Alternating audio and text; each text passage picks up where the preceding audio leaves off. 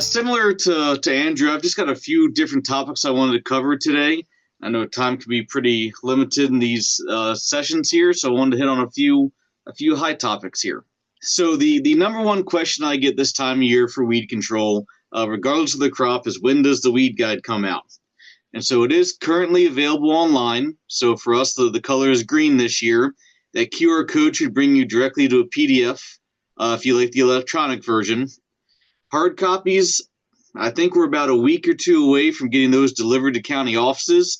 Certainly, if you check in by January 1, we should have all the county offices stocked up and probably plenty of the RECs as well. So Weed Guide is updated online and hard copies are coming soon. One kind of major update this year for corn that I wanted to point out is we did add a chart about different products and when you can apply them based on corn growth stages. So for those who have used the Weed Guide, we've had a very similar chart available for small grains for a number of years and have really wanted to do something similar for corn. Really last year kind of drove the need for this. So maybe a year late for some people, but we will have this now in the product or in the guide for the future. Just with how wet some areas were last year, that we would have 3 different corn crops in an individual field. So I know it became difficult trying to figure out which products we can apply. And so this is basically directly from page 31 in the Weed Guide. So we have our corn growth stages through tasseling on the top, and then just the lines representing on the far right of the column there, different product names and products that we can apply for those growth stages. Anything that's pre-emergence only did not make this chart. And one thing I did want to point out is a lot of products, we have a little asterisk. And on the bottom, those products, it really lists corn height as the cutoff stage. So in this case, the growth stage on the chart is a most accurate representation of what the height is on most years. So easy one for me to pick on is atrazine. If you look at atrazine labels, it says do not apply after corn has exceeded 12 inches. That usually aligns somewhere around V6 is when we hit that 12-inch stage. So as always, refer back to the label for the ultimate answer. This is really just kind of a guide if you want a quick glance of what products you're working with and when they can be applied. So hopefully folks find a lot of value in this chart, again, at page 31 in the Weed Guide this year. Next thing I did want to focus on is a project that we ran this past year at several different RECs. We'll be conducting this trial again next year. I wanted to provide some of the background and some of the very early preliminary results from research of this past year. And so one question with corn is always kind of when is the critical period that this crop needs to be weed-free? If we look at something like soybean, we often talk about that's a forgiving crop. We can have some early season weed competition. And if we have the herbicide tools to clean up the weeds, we really need that weed-free period in something like soybean to be during those reproductive phases. Corn is often not as forgiving with weed competition. There's some interesting research out of Canada. A couple colleagues of mine have really delved into the fact that it may actually just be due to light quality rather than just direct competition from weeds for water, nutrients, and direct sunlight that drive some yield loss in corn from early season weed competition. So if we look at a picture like this one, I think it's obvious to anyone staring at this picture that weed density like that on taller corn, probably that V6, V7, V8 growth stage, we're going to have yield loss in this case. But at what point in the season do we really start to see yield loss if we don't have our weeds under control? So kind of the idea for this project came from one of my colleagues in Canada. I just have this here. Here's a tweet that he had, looks like April of 2020. If I take that chart and expand it, he was basically looking at about 9 different site years in different areas of Ontario, Canada, of letting weeds grow to a certain height and then removing them and keeping that corn crop weed-free for the rest of the year. And so on the far left column here, we've got weed-free, and he was averaging 204 bushels per acre. This is in centimeters, so I apologize, but 5 centimeters, that's about 2-inch weeds, 4-inch, 6, 8, and then not doing the math quickly on the fly here, 15 and then weed-free all season. And he saw a pretty strong correlation that as soon as you had 2-inch weeds, he was seeing about a 5-bushel yield loss, and that trend continued the longer you let those weeds compete with corn before they were removed from that field. He was also able to run regression analysis on this, so using that same set of data and able to fill in some of the points in between through regression analysis, just kind of showing this curve of yield loss as you let the weeds grow with corn longer throughout the season.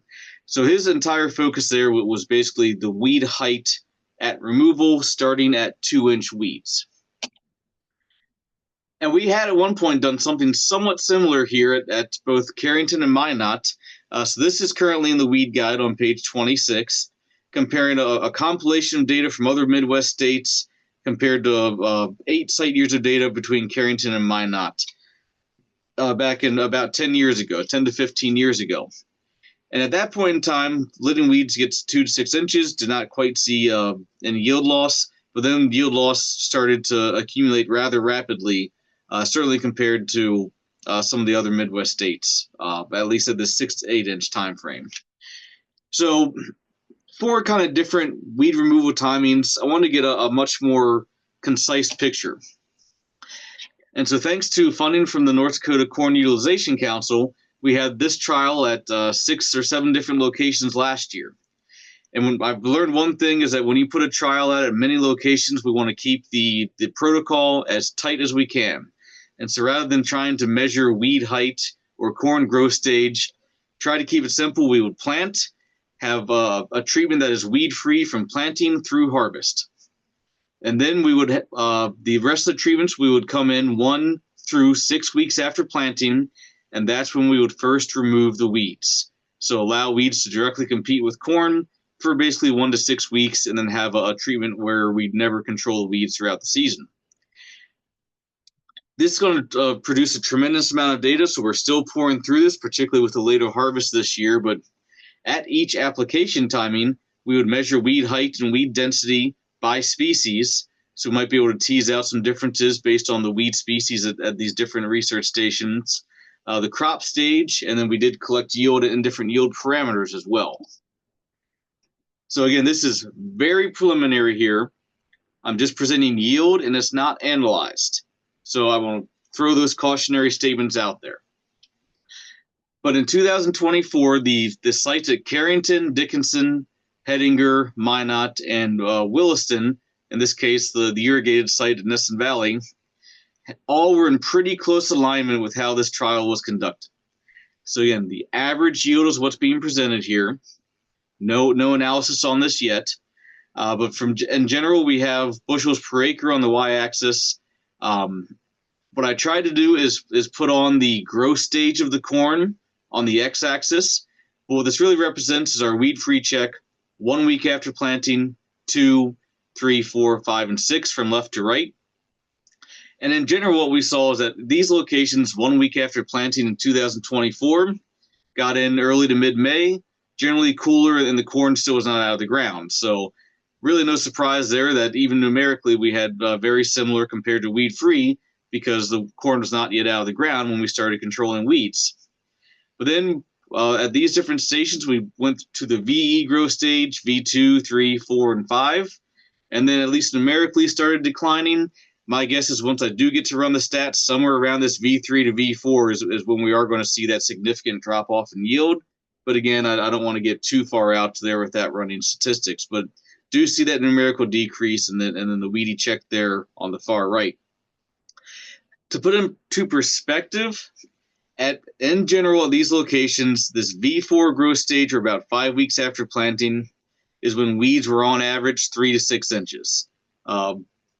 Varied by species, location, that's the generalization there. Waited 1 more week, got 1 more growth stage out of corn, and weeds more or less doubled in size.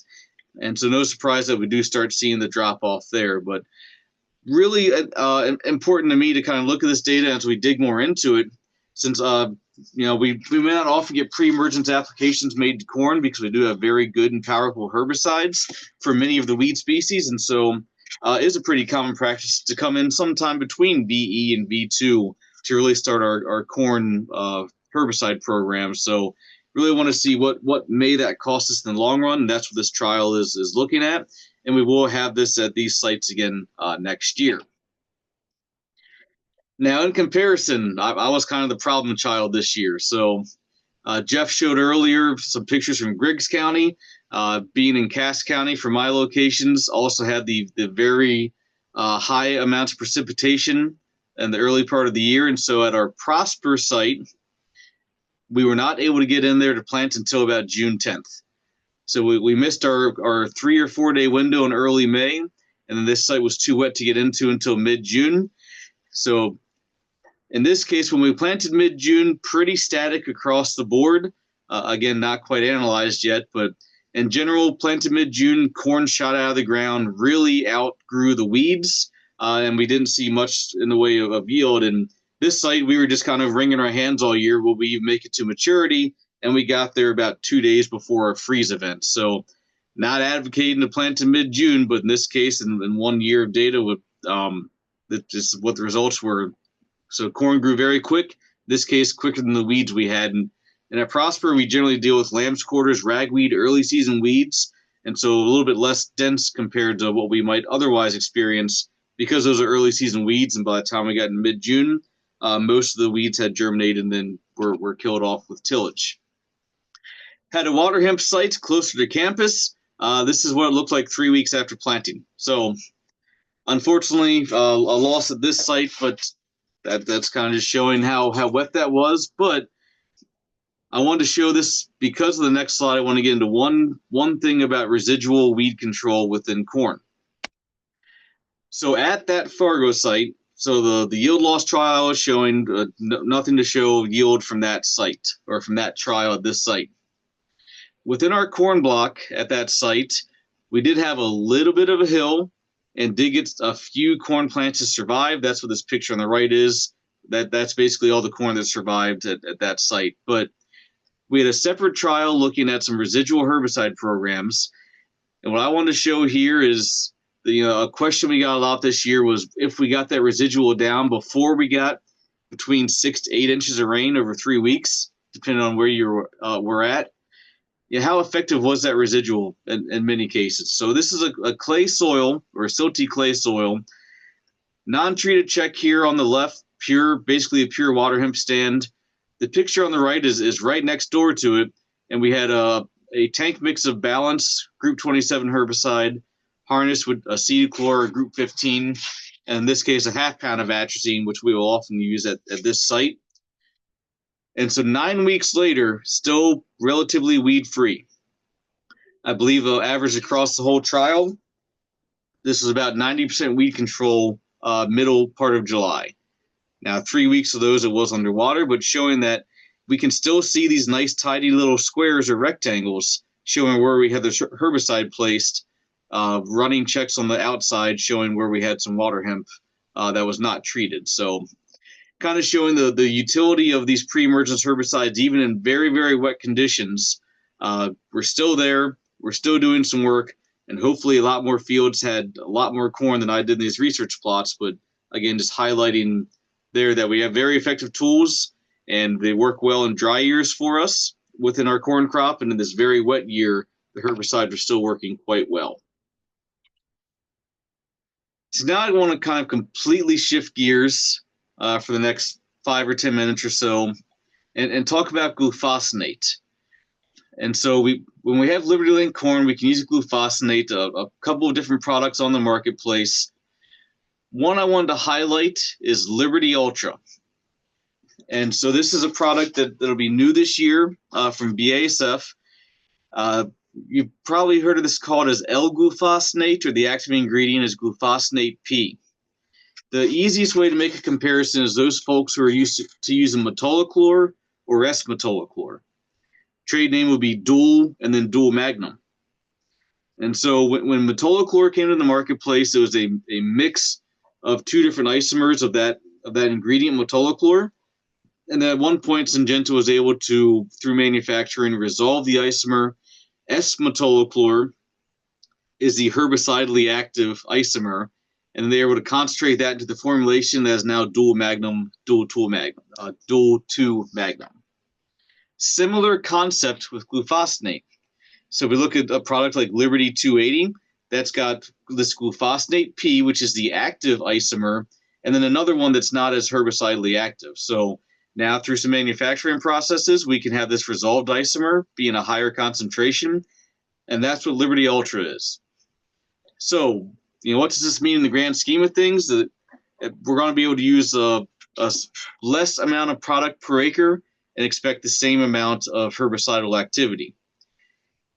So the rates that we have here for corn in the weed guide this year are 24 to 29 fluid ounces. Per the label, we can go a little bit lower than 24 fluid ounces, but this is the rate that we tested and are quite comfortable with. If we dig into the Liberty Ultra label, there is a chart that basically shows if you use Liberty Ultra, what is that in a pound active ingredient of L-glufosinate, or in this case, glufosinate P, compared to just glufosinate or Liberty 280. So if you sit back and do the math, 24 fluid ounces Liberty Ultra is about 36 ounces of Liberty. But again, this is the rate we're recommending and the rate we tested and are comfortable with moving forward. Now, the main reason I wanted to bring up Liberty Ultra is this is the first herbicide that we received a label going through the EPA's new herbicide strategy. So if you've heard Andrew Thorstensen talk over the past couple of years about the Endangered Species Act, some of the changes that are coming down the line, we're now here. And so late last summer, the EPA finalized the herbicide strategy. Liberty Ultra is the first herbicide we've gotten registered since the strategy was finalized. And this is a good preview of what's to come. So any new product that gets registered is going to have a similar set of language that I want us to get comfortable with. And then any product that goes through re-registration will have similar language. This is why I wanted to spend some time talking about this is if we look at some of our common products that we use in corn, atrazine, dicamba, we often use in the form of status or diflex. These are up for re-registration as well. So we're going to start seeing more language similar to what we see on the Liberty Ultra label. So I wanted to take a little bit of time to talk about some of the new things we're going to see in the label. First, what I was going to bring up is this mandatory spray drift management. This is section 9 on this label. I'm assuming it's going to be similar area of the other labels. But now we have to factor in downwind buffers outside of the field, or if we have to move that into the field. All things considered, compared to some of the things that Andrew may have talked about in early conversations with the EPA, this label I find very forgiving compared to some of the early models we'd seen. That in this case, we need I'm going to focus on ground here, but we need a 10-foot downwind buffer to spray Liberty Ultra. Now, what can that buffer include? Other fields, roads, mowed grassy areas, bare ground. So if you have a 10-foot mowed grass area between the edge of your field and anything beyond that, then you're good. Your buffer is accounted for. If you back up to, if the field goes directly adjacent to a sensitive area that may have an endangered species, this is where you may have to remove 10 feet from within the field. So this is where that becomes a little bit important. I suspect future herbicide labels may have a longer downwind buffer, but 10 foot is the Liberty Ultra one. Things that can reduce that buffer distance. If you use the correct DRA, drift reduced adjuvant, if you use a hooded sprayer or have a windbreak or shelter belt, that buffer goes down to 0 feet.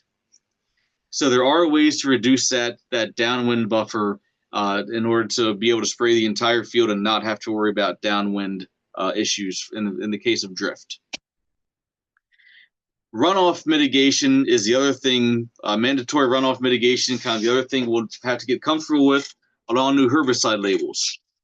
So maybe a little bit more complicated than just thinking of downwind drift. The other concern from the EPA in protecting endangered species is making sure that the herbicide we apply does not run off the field. And so this is kind of a points accumulation system. For Liberty Ultra, we need to accumulate 3 points, and I want to take a little bit of time to walk through what this means. Future herbicides, we may need more points, 6, 7, 8, 9. But time will tell as those products get registered. But we need 3 points for Liberty Ultra. Now, there's a map of the U.S. here in the bottom right corner with different colored counties. North Dakota, we're all this light blue, which is medium risk, or tan, which is low risk. Basically, by farming in those counties, you get points. And so basically, a medium risk county, you get 2 points, low risk 3. So if you're in one of these north central counties that's tan colored, you've already met your requirement for runoff mitigation. And so you have to do no further measures to protect Liberty Ultra from running off of that field. If you're in a blue county, you'll need 1 additional point to meet these label requirements to make this legal application. This is a non-comprehensive list, but some of the easier things to accumulate that I put into this slide. So if you simply track that you're doing this, if you have some record recording, you get 1 point. If you work with a technical specialist, someone like a CCA or someone from NRCS, that's a point. Flat fields are 2 points, sandy soils. So a number of ways to get more points. So to get 3 points for this product is relatively low bar to clear. Future products may be a little bit more difficult depending on the number of points that get added to the system. So again, bring this all up to say that it's going to get, we're going to see more and more of this language as more products get registered or re-registered. But overall, I think these bars are pretty easy to clear for this particular product, the first one that we get pass through this process. Then the last thing we'll need to do that would be new with labels moving forward is go into this website, Bulletins Live 2. And this is to make sure you're not in an area that has specific requirements that you have to go above and beyond the earlier things I mentioned to further protect endangered species. So this website, I'll admit, is a little burdensome. It can be slow. And so this can be problematic going forward if they do not improve the speed of this website. The other kind of issue that I have is that you have to enter the EPA registration number. So you can't type in Liberty Ultra. You have to go into the label, find the registration number. But hopefully these things improve as this website has to get used more and more in the future. But essentially what you'll do is go into an area, and so I kind of centered on Fargo, enter this product. You can go 6 months out. So I said I'm going to make an application of Liberty Ultra in June 2025. If there's an area of concern, it would be this brown color with a yellow highlighted box around it. And we have nothing kind of in this geography. There's a second page printout you get. And if you had a limitation use area where you had to do additional things, maybe more drift mitigation or runoff mitigation, there would be more instructions here. But at this point in time, with this product, it looks like June 2025. There's currently no additional restrictions in this general geography on the map. So those are the main things I wanted to cover. Wanted to highlight for those who like to listen to podcasts. I've talked about this for a number of years now, but I've got one, War Against Weeds. One episode I wanted to point out. So if you're really interested in some of that early season weed competition against corn, we went and got, Clarence Swanton is a University of Guelph, so a Canadian weed scientist who really looked at the quality of light, basically the red to far red light ratio, to see how just the quality of light corn is perceiving can lead to early season yield loss. It's that season 7, episode 13. You can get that on any place where you listen to podcasts, Spotify, iTunes, anything like that. So I wanted to point out that specific episode. Clarence taught for 30, 35 years and is a good storyteller. So a pretty easy episode to listen to, I thought. Going back here, so contacts. So here's that QR code for the weed guide again. Was going to end with this picture. There's always an interesting picture that comes each field year. So in this case, Dickinson this year, that the funded Corn Council plot, we did have someone come in and choose a nice weed-free plot to hack out the corn and pitch a tent and sleep in overnight. It looks like they left behind a flannel shirt and some dog food or something. So just a nice picture there to end the presentation with.